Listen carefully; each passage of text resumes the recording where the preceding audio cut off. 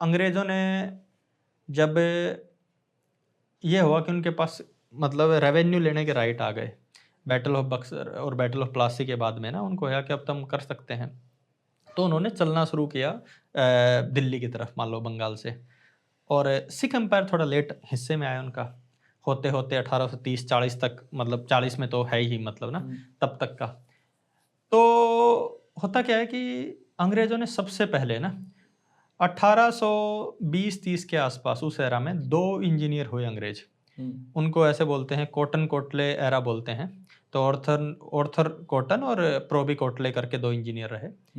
Arthur cotton ने जो grand anicut है, ऐसा ही जैसे यहाँ पर हजारों साल पुराना है, ऐसे ही जो कावेरी डेल्टा है तंजावुर वगैरह में, तमिलनाडु में, वहाँ पर हाँ बिल्कुल बिल्कुल उसका जो डेल्टा है वहाँ पर ग्रैंड एनीकट है, तो उसको सुधारा और उसने वहाँ पर कैनाल सिस्टम पूरा रिवाइव किया। तो कोटले का नज़र यहाँ पे थी, तो उसने कहा यार गंगा कितना पानी है, लेकिन यहाँ तो हर साल क्या बोलते हैं मतलब सूखा पड़ रहा है। अंग्रेज़ों को सूखे में इंटरेस्ट इसलिए था कि यार सूखा पड़ता है तो ये लोग फसल नहीं उगेगी तो रेवेन्यू नहीं देंगे, मैं सीधी सी बात है, कर नहीं मिलेगा। तो उनका इंटरेस्ट कर में था, मतलब मोटे तौर पर। कुछ लोग ये आर्ग्यू करते हैं नहीं वो वेलफेयर में था, नहीं, ऐसा कोई एविडेंस नहीं मिलता। मतलब मैं तुषार शाह को भी कोट कर लूँ जो एक इकोनॉमिस्ट व्यू पॉइंट से आते हैं, उनका भी सेम ओपिनियन है।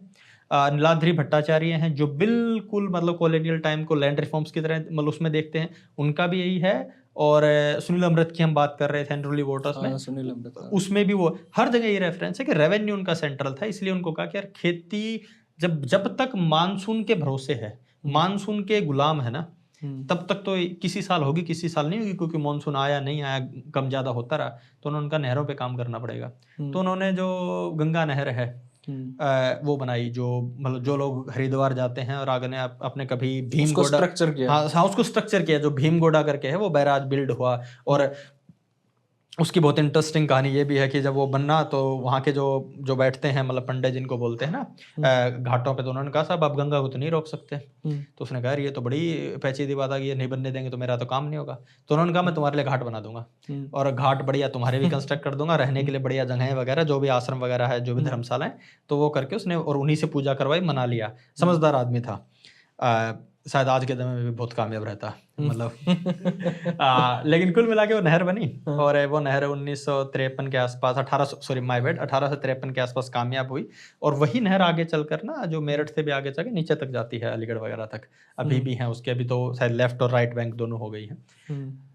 तो वो एक चीज़ हो रही थी।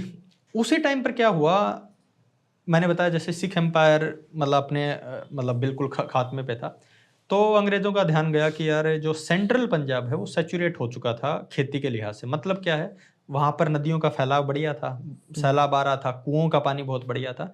तो वहाँ पर बिल्कुल आज जैसे आप हालात देखते हैं लगभग कुछ ऐसा ही, मतलब हिस्टोरियन या जितने बाकी होते हैं वो एक्सप्लेन करते हैं कि जो सेंट्रल जो दोआबे का इलाका है उसमें इतनी ही इंटेंसिव एग्रीकल्चर थी। उस टाइम हाइब्रिड सीड ना रहे हों, लेकिन कहने का मतलब हाई सीड ना रहे हों, लेकिन सैचुरेटेड था, लोग ज्यादा हो गए थे, मतलब हर एक इंच कल्टीवेशन के अंडर में थी। ऐसा नहीं था कि स्कोप था कि आप जमीन बढ़ा लो।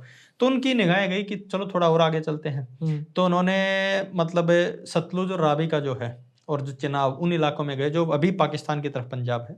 तो उन्होंने कहा ये तो बहुत खाली इलाका पड़ा है, और वही जो हम बात लोहारू बाड़ा के बारे में बात कर रहे थे कि मिट्टी वहां की बढ़िया है क्योंकि नदियां ही लेके आई हैं, लेकिन वहां पर भी सिंचाई के साधन नहीं थे। तो मतलब समझाने के लिए जिसको हम बोलते हैं चंडीगढ़ बसाया, ऐसे उन्होंने कोई लाखों चंडीगढ़ पंजाब में बसाए। कहने का पुराने में इकट्ठे पंजाब में उन्होंने नहरें बनाई उस इलाके में, क्योंकि उन्होंने कहा नदियों में पानी आ रहा है उसको डाइवर्जन करो। वो सक्सेसफुल हो ही गए थे, गंगा के साथ में उन्होंने देख लिया था कि डाइवर्ट करके हो सकता है। फिर नहरें बनानी शुरू की। अब हुआ था कि नहरें बना ली, तुमने बना ली, आदमी तो है ही नहीं वहां, तो पॉपुलेशन थी ही नहीं वहां। तो जो जिसको हम बोलते हैं ना जो पास्टरल कम्युनिटी थी, एग्रो पास्टरल नहीं, प्योर पास्टरल कम्युनिटीज वहां होती थी, और वो अपना मतलब घोड़े या ऊँटों से चलते थे। जैसे इसीलिए जिन लोगों ने वो मतलब दुल्ला भट्टी वाला करके सुना होगा, तो वो उसी फ्रेम की बाणी है। तो भट्टी जो कम्युनिटी है वो लोग वहां पर थे, और बाकी कम्युनिटियां भी थी।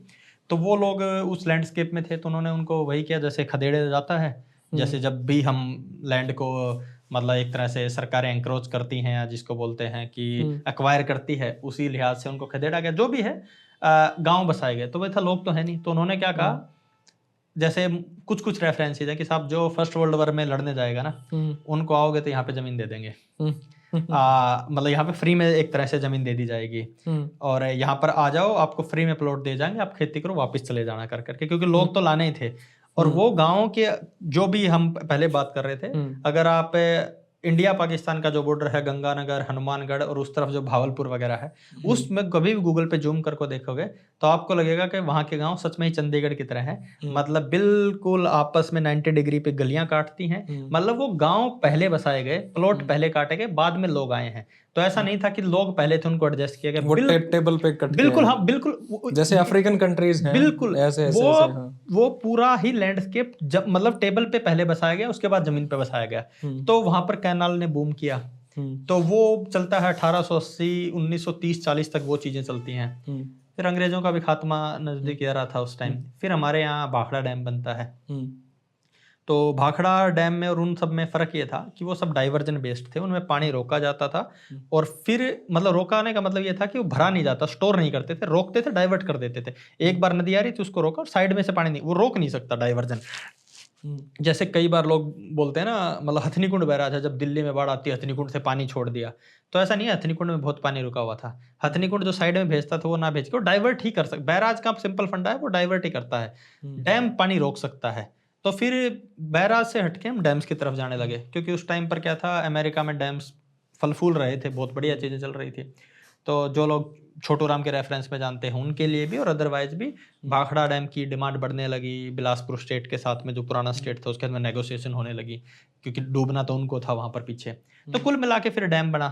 डैम के बाद में जो हम हालिया देख रहे हैं, तो सरफेस वाटर की जो मैं लमसम जो हम बात कर रहे हैं, तो 1830-40 से लेकर और नॉर्दर्न इंडिया में उसका जो पीक देखा गया वो 1970-80 तक था। उसके बाद कोई नहरें नहीं बने हैं ज्यादातर। मतलब जो हम जिस बात की पहले लोहारू के बाद लोहारू और सदर्न हरियाणा में जो कॉन्टेक्स्ट में बात कर रहे थे, वो कुछ लास्ट नहरें हैं जो बनी, उसके बाद निकलती रही, कोई डिस्ट्रीब्यूटर निकल गई, लेकिन मेगा प्रोजेक्ट नहीं आए।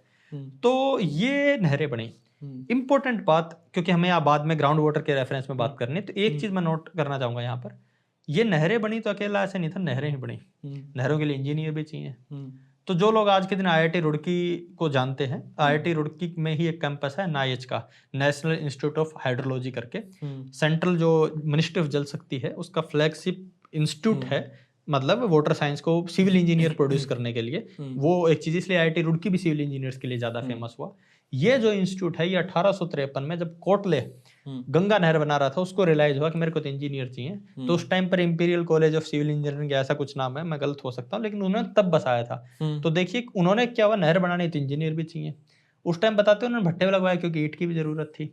इनके परे ये था कि जब नहरें बन गई तो आपने नहरें इसलिए बनाई थी, आपको रेवेन्यू कलेक्ट करना है। तो उसका आज के दिन भी जो हमारे इंजीनियर्स के डेजिग्नेशंस हैं, एग्जीक्यूटिव इंजीनियर हो गया, स्टूडेंट इंजीनियर हो गया, एक्शन टाइप जिनको हाँ एक्शन साहब होते हैं जो, वो उस तरह के डेजिग्नेशन है, या उनके जो विंग है, ये रनिंग का विंग है, कंस्ट्रक्शन का है, ये विजिलेंस का है, ये रेवेन्यू का है, ये सब सेटअप उस टाइम के थे। कहने का मतलब क्या था, पहले चीज सोची गई, उसके हिसाब से इंफ्रास्ट्रक्चर और इंस्टीट्यूशन दोनों ही एक साथ गढ़े गए और वो चीजें आगे पास ऑन की गई।